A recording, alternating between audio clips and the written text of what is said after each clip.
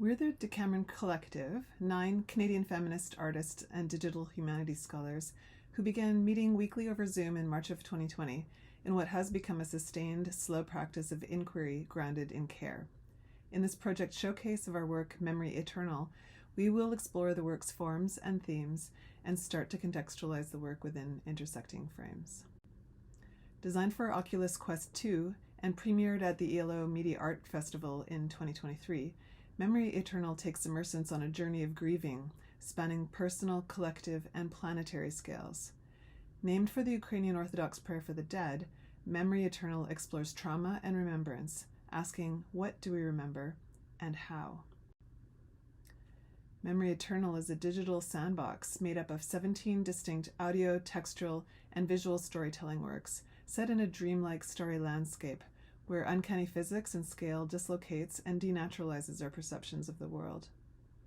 Navigating through this landscape encircled by water, designed to recall the Greek underworld rivers of forgetting, lamentation, and sorrow, provides an opportunity to think about memory and mourning as a form of cyclical journeying. Immersants enter dark spaces, sit with grief, and emerge on the other side. The project grew from and documents the truncated, abrupt, deformed experiences of loss that the collective experienced in the early 2020s. The VR world thus functions as both a creative record of the pandemic and a reconciliation with the new world through the creation of an imaginary, immersive land. For those of us who did not have the time to grieve, there will come a time. For those of us who did not have the time to grieve, who could not sit with emotion. The work is dialogic in the Bakhtinian sense, open-ended, non-hierarchical, and non-linear by design.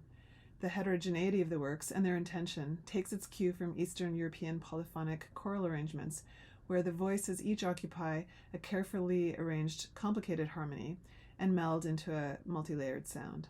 There's no lead vocal, no voiceover narrator, but rather a unifying casting of voices to fill the sound waves in tonality and totality.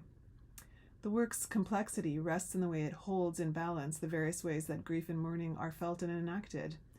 It's quiet and noisy, angry and compassionate, grounding and disorienting. It's a world that holds multiple, sometimes opposing experiences, whose valence shifts as the immersant explores its propensity for documentary or invention. By Angela Yosa.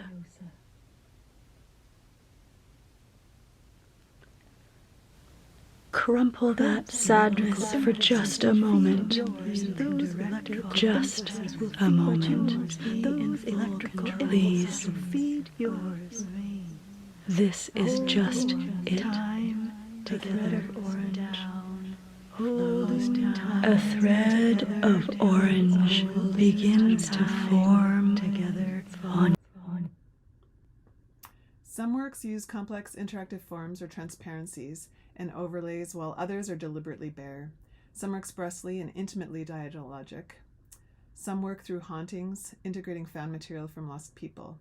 Analog forms anchor the time-space that AI generation disrupts. Exploring the world, the immersant encounters an archaeology of media. There's text, drawings, photography, cell phone video, skycam, kaleidoscopes, animations, 360 video, and AI-generated imagery, each which carries personal and collective memory in different ways. The work articulates a collective resistance to forgetting through a commemoration of something we each wanted to remember. Each work is a wish and a promise that we will not forget what was lost over the course of the pandemic. People we loved, friendships, ideals, values, and dreams, hopes, security, and the toll that such crises extract from communities and the earth. Many of the works in Memory Eternal operate at an intimate scale, landing hard in the territory of eulogy. As a living archive, the VR world keeps the ideas and expressions of our dead alive. Works like Threads and Requiem for Damon Lauren Baker integrate live musical performances from the people they eulogize, while others integrate home movies and photographs.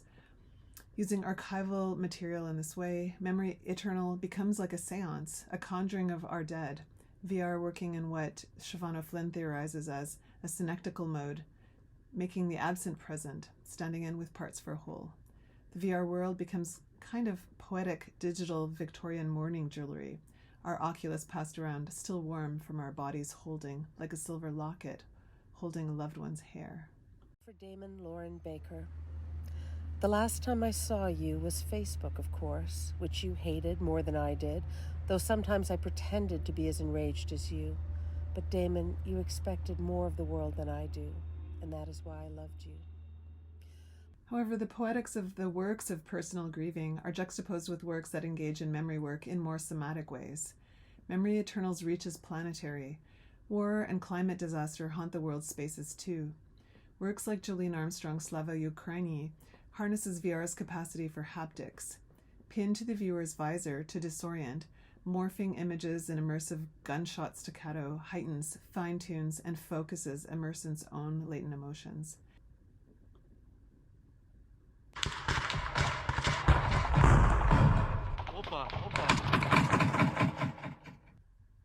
Memory Eternal springs eternal.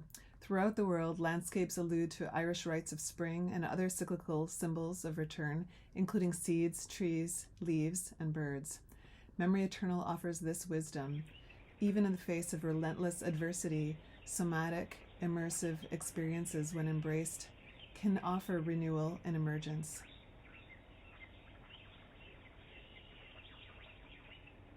As DH scholars, we've been thinking about this work in a number of intersecting frames, and this is what we wish to talk about in our discussion today. As IDOC and ELIT, in relation to immersive empathy, haptics, and interactivity, as an anarchive or living archive, as memory palace or lieu de mémoire. We invite you to check out our documentation on YouTube as well as on our webpage, and we look forward to discussing with you.